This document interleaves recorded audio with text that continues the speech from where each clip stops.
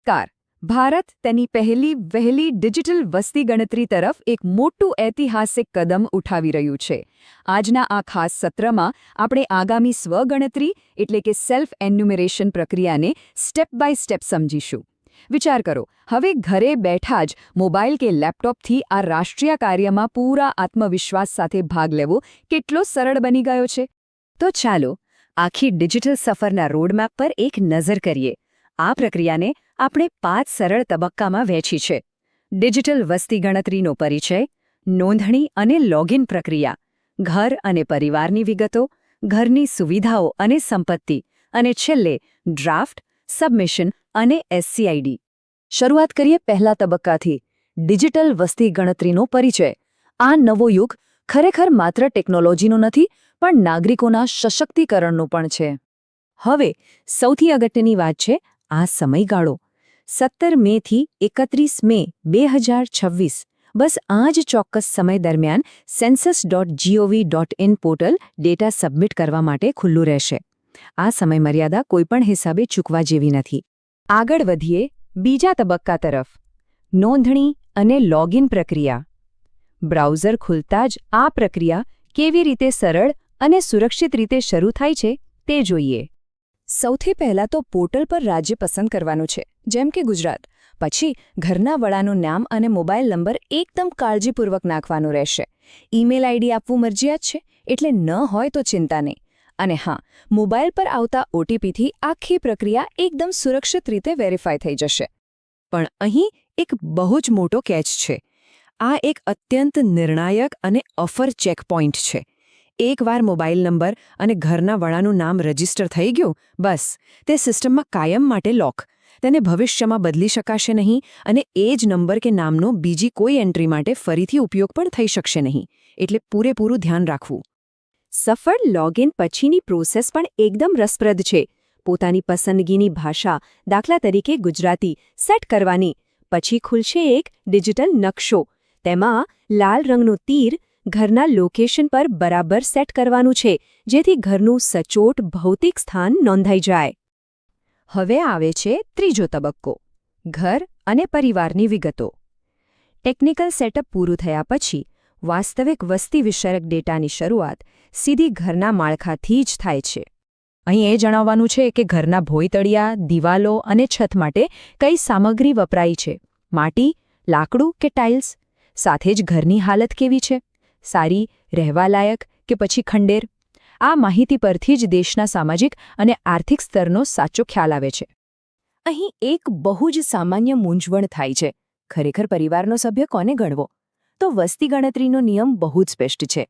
જે લોકો નિયમિત રૂપે ઘરમાં રહે છે તેમની ગણતરી થશે જ, ભલે તેમની વચ્ચે લોહીનો સંબંધ ન હોય, જેમ કે લાંબા સમયથી સાથે રહેતા મિત્રો.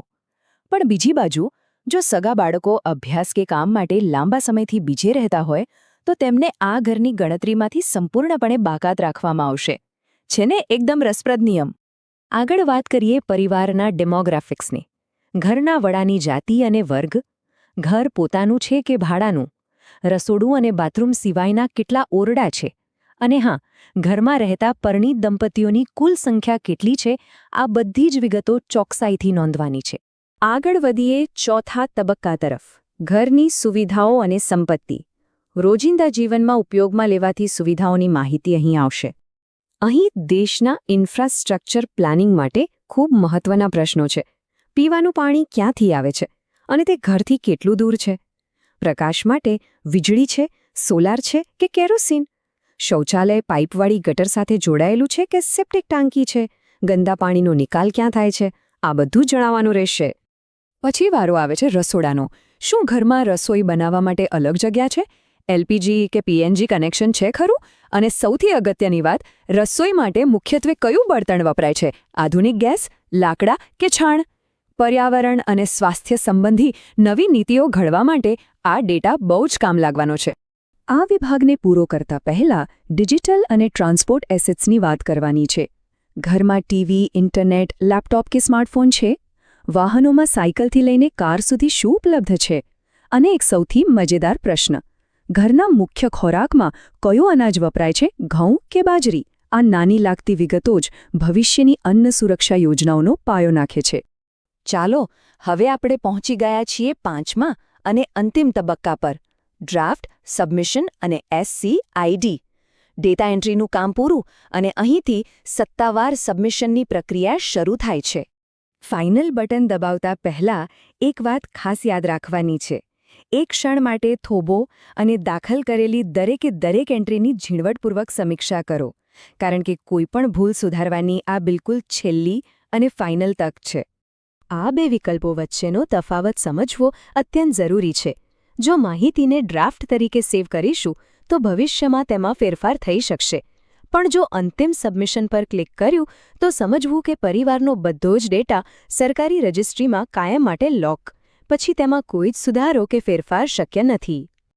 અંતિમ સબમિશન થતાં જ સિસ્ટમ એક 12 અંકનો યુનિક SCID એટલે કે સ્વગણતરી સંદર્ભ કોડ જનરેટ કરશે.